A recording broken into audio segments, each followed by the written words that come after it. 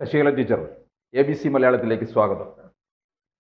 ഈ 2026 കേരളത്തിൽ വളരെ നിർണായകമായിട്ടുള്ള ഒരു വർഷത്തിലേക്ക് കടക്കുകയാണ്. നിയമസഭാ തെരഞ്ഞെടുപ്പാണ്. കൂടുതൽ പ്രതീക്ഷ വെച്ച് പുലർത്തുന്നു. കേരളത്തിൽ BJP അതിശക്തമായിട്ടുള്ള ഒരിടം നേടിക്കഴിഞ്ഞു. ഒരു 2 ആഴ്ച മുമ്പ് അമിത്ഷാ കേരളത്തിൽ വന്നിട്ട് പോയപ്പോൾ പറഞ്ഞു പോയ കാര്യമുണ്ട്, ഇവിടെ വലിയ ഇടം പിടിച്ചിരിക്കുകയാണ് എന്ന്. അത് ഇരു മുന്നണികളെയും ആശങ്കപ്പെടുത്തുന്നുണ്ട്. ഇവിടെ ഹിന്ദു ഐക്യവേദിക്ക് വലിയ ഉത്തരവാദിത്വം ഉണ്ട് അല്ലേ? ഹിന്ദു ഐക്യവേദിക്ക് ഡയറക്റ്റ് പൊളിറ്റിക്സിനെ പറ്റി പറയാനുള്ള ഒരു അധികാരമോ അല്ലെങ്കിൽ അതിൻ്റെ ഒരു ആവശ്യമോ ഉണ്ട് എന്ന് തോന്നുന്നില്ല. ഈ 2026 ഒരു മാറ്റം ആവശ്യമാണ് എന്ന് ഹിന്ദു ഐക്യവേദിയും കരുതുന്നു. അത് ഹിന്ദു ഐക്യവേദിയുടെ മാത്രം അഭിപ്രായമല്ല, അത് കേരളത്തിൻ്റെ അഭിപ്രായമാണ്. കാരണം കേരളത്തിലെ എല്ലാം ഉണ്ടായിട്ടും ഒന്നും ഇല്ലാത്തൊരവസ്ഥ പലപ്പോഴും നമുക്ക് ഫീൽ ചെയ്യുന്നുണ്ട് പല കാര്യങ്ങളിലും. ഒരു പക്ഷേ ഐക്യ കേരളം രൂപപ്പെടുന്നതിന് മുമ്പ് തന്നെ പല കാര്യങ്ങളിലും നമ്മൾ ഒന്നാം സ്ഥാനത്ത് എത്തിയിരുന്നു. ആ ഒന്നാം സ്ഥാനം തന്നെ ചിലതിൽ നമുക്കിപ്പോൾ നിലനിർത്താൻ സാധിക്കുന്നില്ല. അപ്പോൾ ഇവിടെ പുരോഗതിക്കും വികസനത്തിനും അപ്പുറം ഇക്കിളി ഇടുന്ന ചില വിഷയങ്ങളിൽ കിടന്ന് ഇവിടുത്തെ രാഷ്ട്രീയം ചുറ്റിത്തിരിയുക. മലയാളിക്ക് ഇത് മതിയെന്ന് അവർ ധരിച്ചു. അടിസ്ഥാനപരമായ വിഷയങ്ങളൊന്നും നമുക്ക് ചർച്ച ചെയ്യേണ്ട, അല്ലെങ്കിൽ ഇപ്പോൾ നമുക്കറിയാം, ഇപ്പോൾ റോഡാകട്ടെ അല്ലെങ്കിൽ പാലമാകട്ടെ അല്ലെങ്കിൽ മറ്റൊന്നാകട്ടെ, ഇത് നന്നാക്കി എന്നുള്ളത് കൊണ്ടോ ഇതൊക്കെ കേമാക്കിയതുകൊണ്ടോ ആർക്കും ഇവിടെ വോട്ട് ചെയ്യില്ല, കിട്ടില്ല.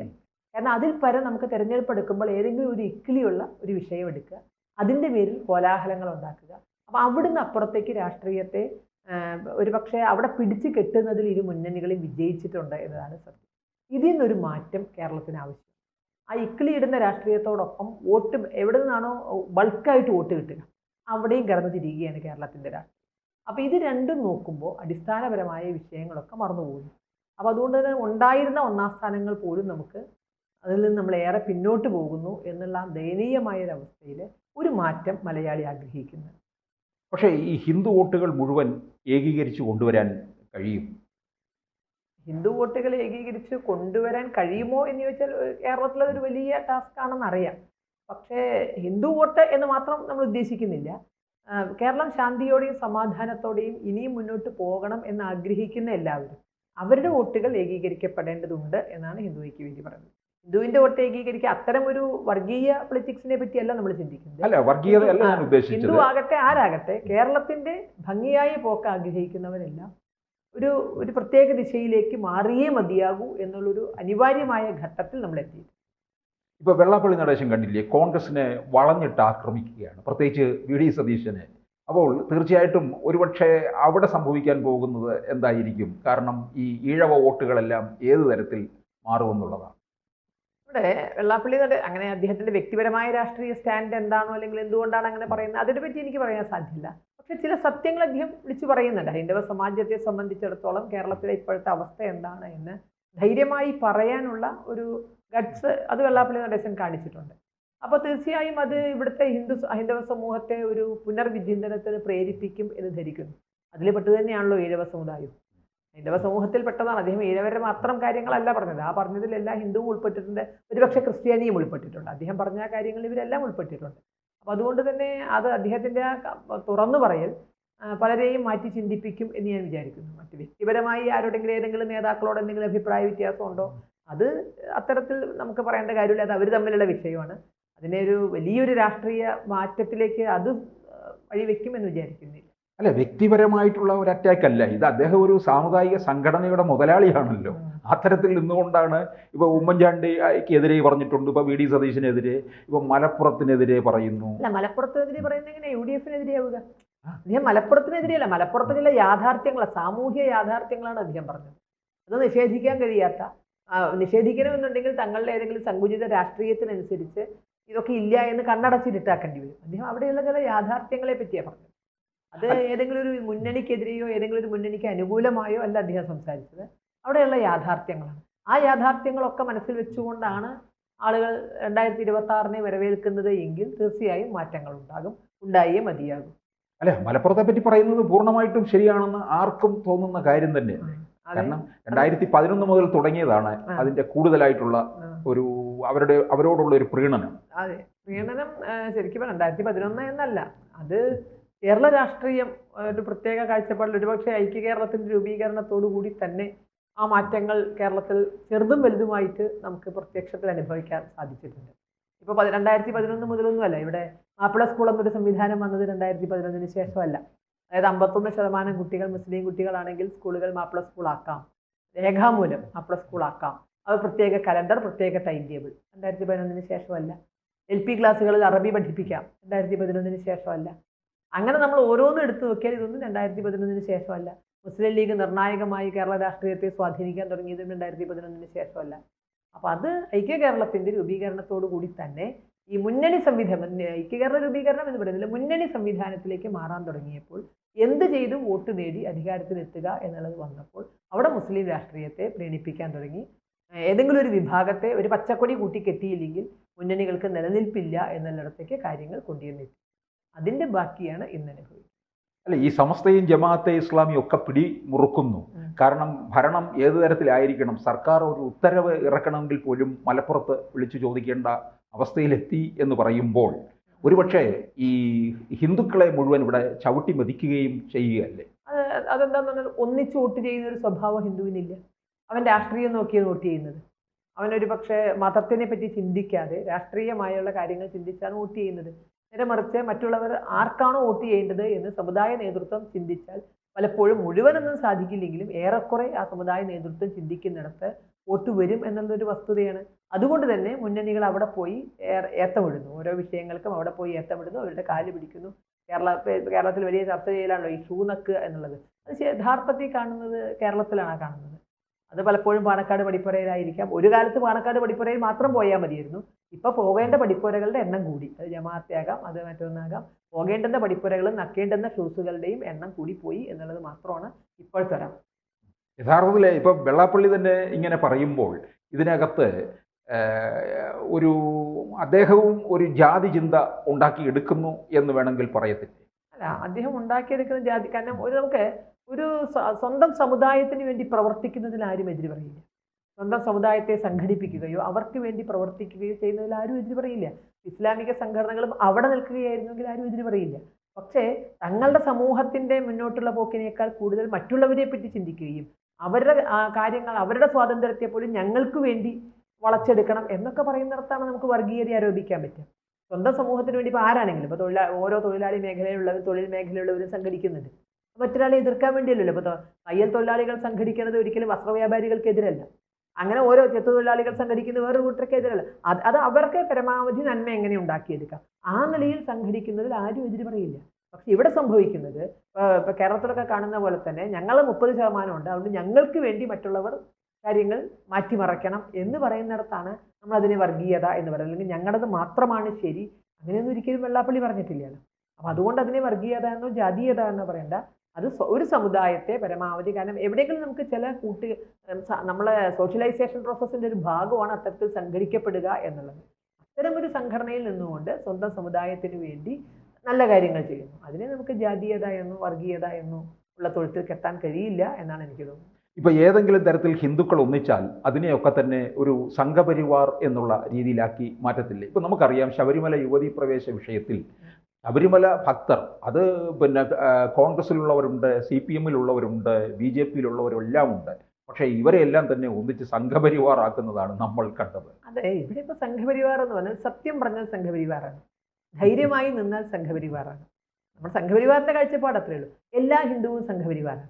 അപ്പോൾ നമുക്കറിയാം, ഏതെങ്കിലും ഒരു ക്രിമിനൽ ആക്ടിവിറ്റിയിൽ ഒരു ഹിന്ദു വന്ന് വെത്താൻ അവൻ എന്താ ശാഖ എന്നറിയുണ്ടാവില്ല, അവൻ RSS എന്ന് കേട്ടിട്ടുണ്ടാവില്ല, അല്ലെങ്കിൽ അവൻ്റെ ജീവിതം മുഴുവൻ RSSന് എതിരായിരിക്കും. പക്ഷേ ആ പുള്ളി ഹിന്ദു ആയി പോയാൽ മതി, സംഘപരിവാർ അക്രമം എന്നാണ് പറയുന്നത്.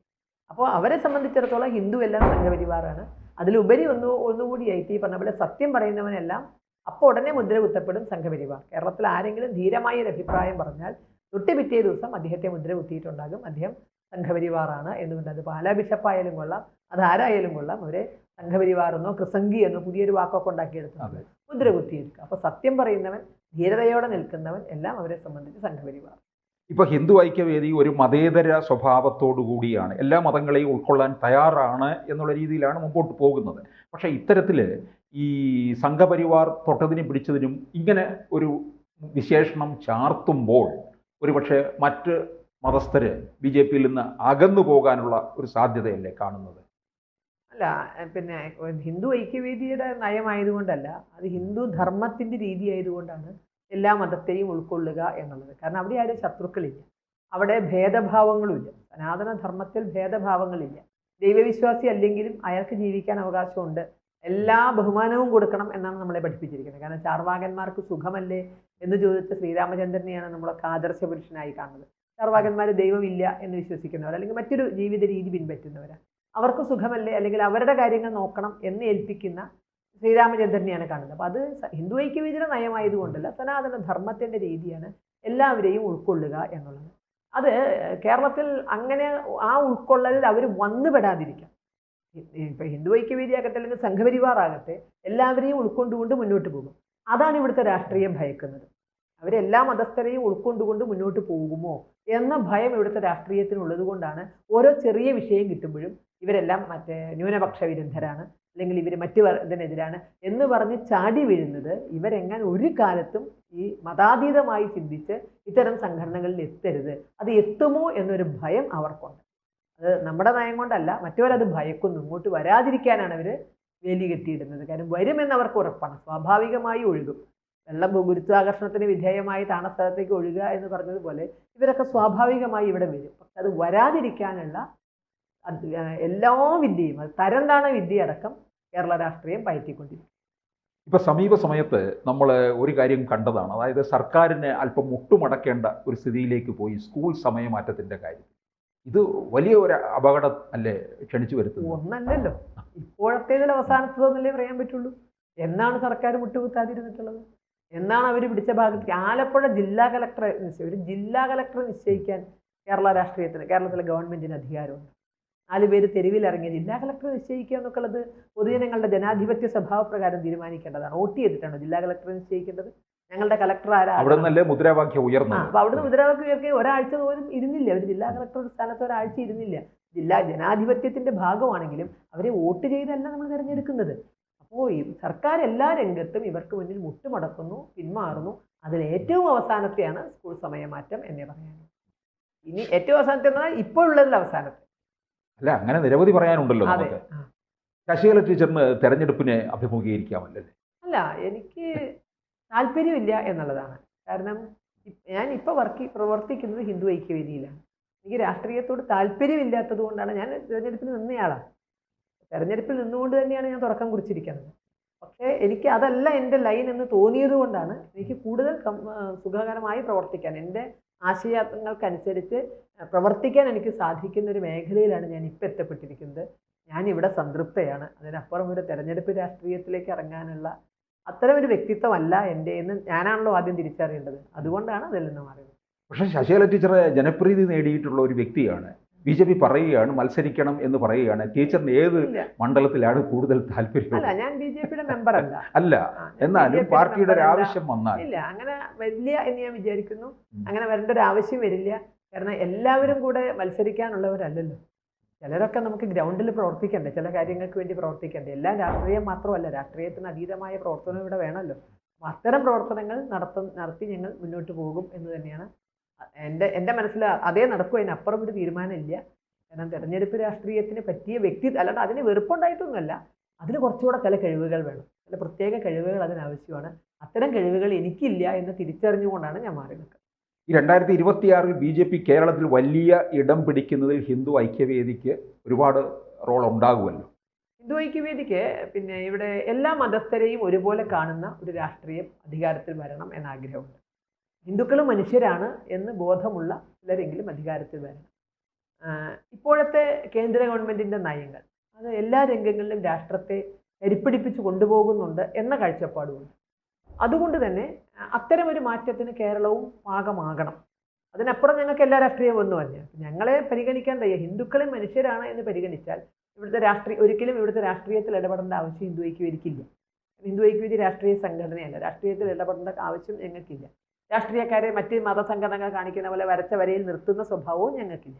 പക്ഷേ ഇവിടെ കേരള രാഷ്ട്രീയം ഹിന്ദു വിരുദ്ധമായി നീങ്ങിക്കൊണ്ടിരിക്കും.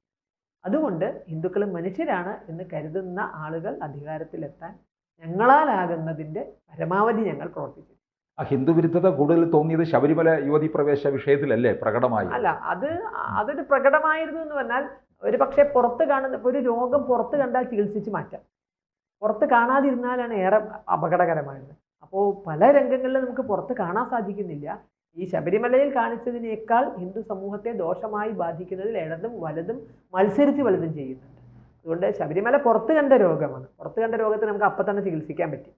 പല രോഗങ്ങളും അത്ര പുറത്തേക്ക് ലക്ഷണങ്ങൾ കാണിക്കുന്നില്ല, അത് കൂടുതൽ ശരീരത്തെ ദോഷം ചെയ്യും. അപ്പോൾ അതിനുള്ള ചികിത്സയാണ് ആദ്യം കൊടുക്കേണ്ടത് എന്ന് വിചാരിക്കും. ആ ശബരിമലയെ വിറ്റ് കാശാക്കാൻ സർക്കാർ ഒരുപാട് ശ്രമിക്കുന്നുമുണ്ട്. അല്ലെങ്കിലും അവർക്ക് എല്ലാ ക്ഷേത്രങ്ങളും ഈ അവരുടെ വരുമാനവും അതുപോലെ തന്നെ അധികാരവും മാത്രമല്ല, ഈ പാർട്ടി മാറി വരുന്ന ഭൈമീകാമുകന്മാർക്കൊക്കെ ഒരു ഇടവും കൊടുക്കാനുള്ള ഒന്ന് എന്നതിനപ്പുറത്തേക്ക് അവർക്ക് ക്ഷേത്രമൊന്നുമല്ല. അല്ലെങ്കിൽ ശബരിമല നശിപ്പിക്കാൻ തോന്നില്ലല്ലോ. അല്ലെങ്കിൽ അവർക്ക് അത്തരത്തിലൊരിക്കലും ഒരു വിശ്വാസിയുടെ ഭാഗത്ത് നിന്നുകൊണ്ട് ചിന്തിച്ചാൽ അനാവശ്യമാണല്ലോ കാണിച്ചത്. ഇപ്പോൾ സമസ്തയോട് ചർച്ച ചെയ്യാം, എന്തിനും തയ്യാറാണ്, ചർച്ചയ്ക്ക് തയ്യാറാണ് എന്ന് പറഞ്ഞപ്പോൾ ഇവിടെ ഇത്രയധികം ലക്ഷക്കണക്കിന് അമ്മമാരെ കരഞ്ഞുകൊണ്ട് രംഗത്തിറങ്ങിയപ്പോൾ, തെരുവിലിറങ്ങിയപ്പോൾ ഒറ്റ ഹൈന്ദവ സംഘടനയോട് ചർച്ച നടത്തിയില്ലല്ലോ. ആ സമര കാലഘട്ടത്തിൽ ഒന്നും എനിക്ക് തോന്നുന്നു ഇത്രയും വലിയ ഫാസിസ്റ്റ് ആരാ ഉണ്ടാവുക? ലോകത്ത് ഏതെങ്കിലും ഒരു ഫാസിസ്റ്റ് ഭരണാധികാരി ഒരു സമരരംഗത്തുള്ളവരുമായി ചർച്ച നടത്താത്തൊരു ഭരണാധികാരിയെ പറ്റി നമ്മൾ കേട്ടിട്ടുണ്ടെങ്കിൽ അത് കേരളത്തിലാണ് ഉണ്ടായിട്ടുള്ളത്. ഈ ശബരിമല പ്രക്ഷോഭകാലത്ത് ഉടനീളം ഹൈന്ദവ സംഘടനകളുമായി ഒരു 5 മിനിറ്റ് പോലും മുഖാമുഖം കാണാൻ തയ്യാറായിട്ടില്ല. അവരാണ് ഇന്നിപ്പോൾ സമസ്തയ്ക്ക് മുന്നിൽ കരഞ്ഞു മെഴുകുന്നത്. അപ്പോൾ എന്തായാലും എല്ലാ തുടർ പ്രവർത്തനങ്ങൾക്കും എല്ലാവിധ ആശംസകളും ABC നേരുന്നു. കൂടുതൽ വാർത്തകളും വിശേഷങ്ങളും നിങ്ങളിലേക്ക് എത്താൻ ABC മലയാളം സബ്സ്ക്രൈബ് ചെയ്യുക, ബെൽ ബട്ടണും അമർത്തുക.